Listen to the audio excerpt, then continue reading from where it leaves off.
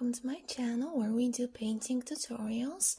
Today I thought I'd do a bit of more realistic landscape using watercolor pencils.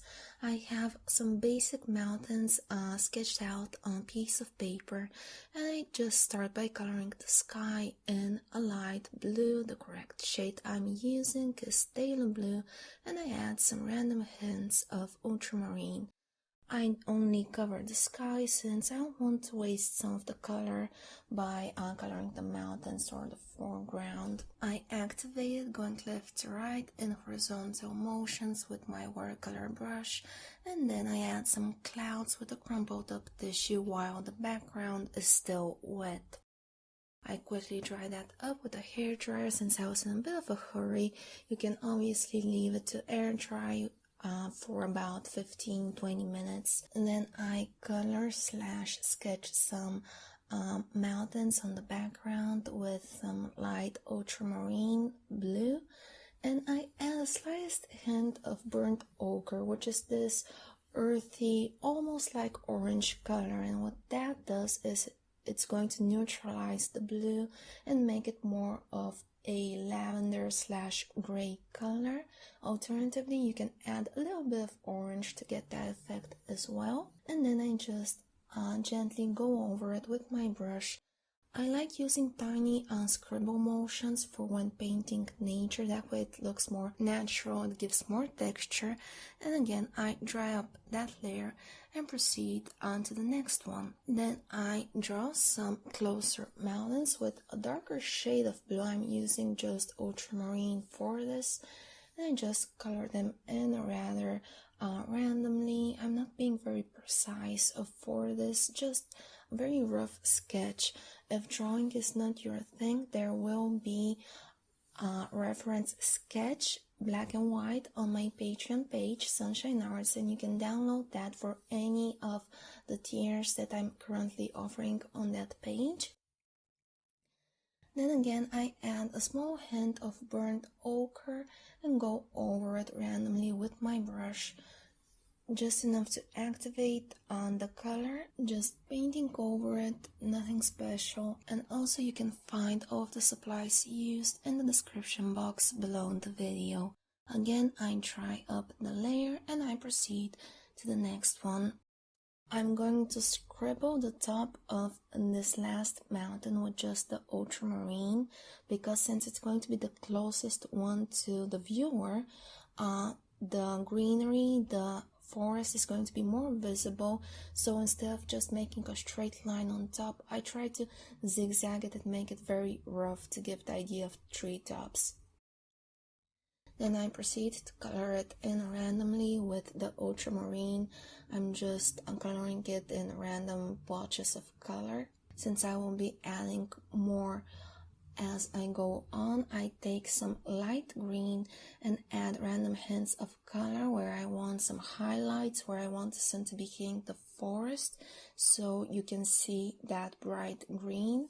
And I add a darker shade of green. I believe this is an earthy olive green I'm adding here.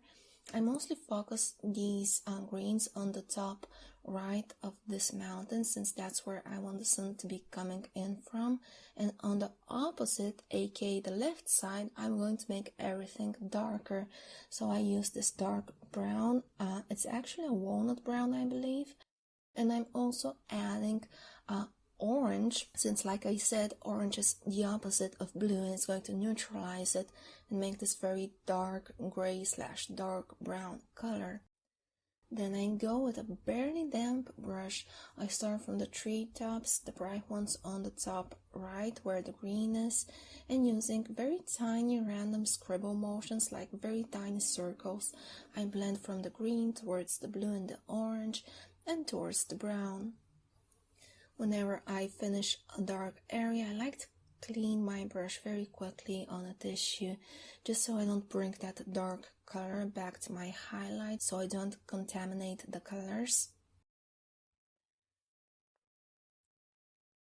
And where I have the shadows, I do use slightly bigger motions, slightly bigger circular motions, since I don't really want too much sharpness there. I don't want it to be too much visible, sort of like when you take a photo on your smartphone and you have that bokeh effect, I believe it's called, where it just focuses on the main subject and everything else is like super fuzzy. And that's basically what I'm going for right here. Then I take my earthy green and I add some bigger highlights on that bottom section of forest. Again, I'm mostly focusing this on the right side of each tree that's like far back on this grassy field. And for the shadows, I grabbed a dark blue, I believe it's helio blue reddish, but any dark blue. You can even use the ultramarine, it doesn't matter. And then just a bit of the orange to neutralize it and make it a very dark color. For the field, I use the earthy green. I just color it in, going left to right, doesn't really matter.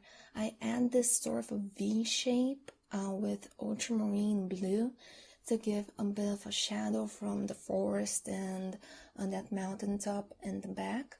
And then again, I blend using tiny motions starting from each highlight, each green section I have, and swirling it in towards the dark blue and the orange. Otherwise, if I were to start from the dark blue and the orange and move towards the green, it would all just end up being this dark brown color, and you would not see any highlights whatsoever, since the darker colors would overpower the lighter ones. That's why we start from light to dark and not from dark to light. Then I quickly blend on the top of the grassy field, and I color in all of the rest with my lightest green, just a light grassy green for this. And I add a bit of that olive green, earthy green, to balance it out, because whenever you're painting a landscape, I find it very important to use mostly the same colors throughout the whole painting. It just helps make it more balanced. If I were to just use like a Taylor green, then your eyes would go straight for it and it would cause a bit of chaos within the painting.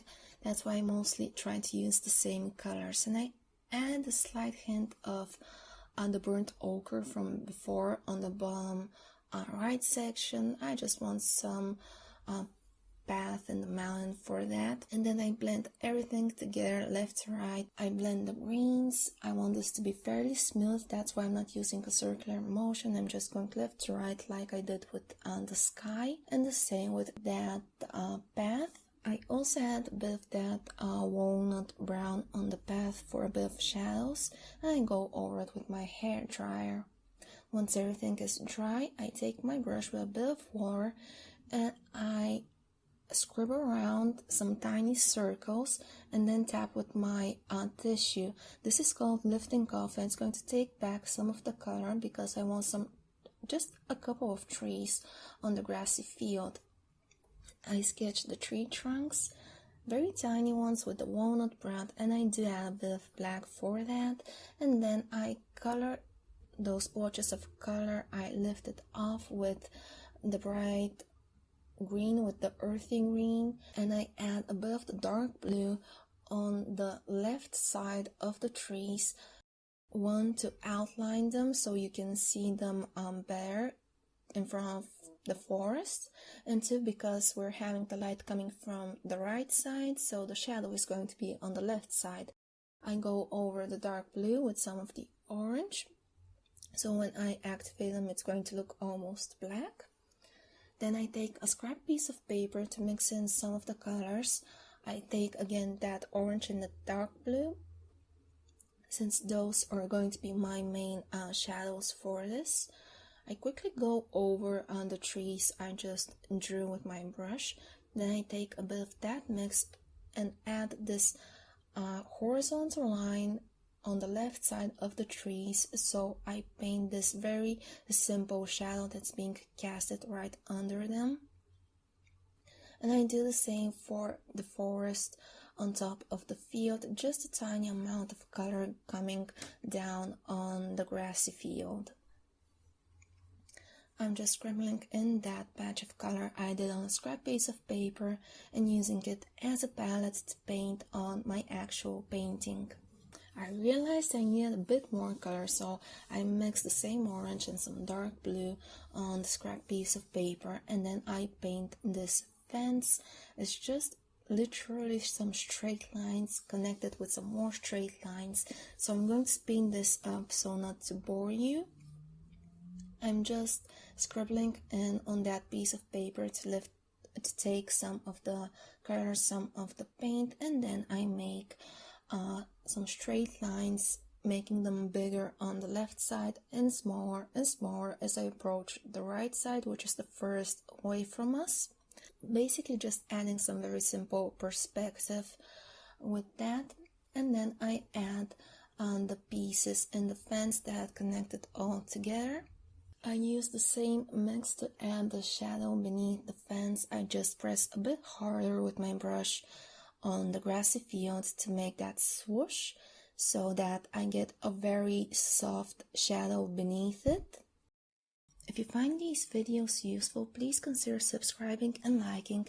It helps the channel very much. Once I have finished with the fence, I decided I'd paint a bigger tree on the right side, so I just scribble with my earthy green some tree foliage, and then the shadow behind it with the dark blue and the orange. I dry that up and I add the tree branches peeking through the foliage, so just some random dotted lines, and then the tree trunk on the very right side. I'm using the dark brown for this, walnut brown, and I scribble a bit of a shadow right beneath that tree. With that, the painting is finished. Special thanks to my Patreons, and if you'd like to further support me and the channel, you can find me at Sunshine Arts. Thank you all for watching, and we'll see each other in the next video.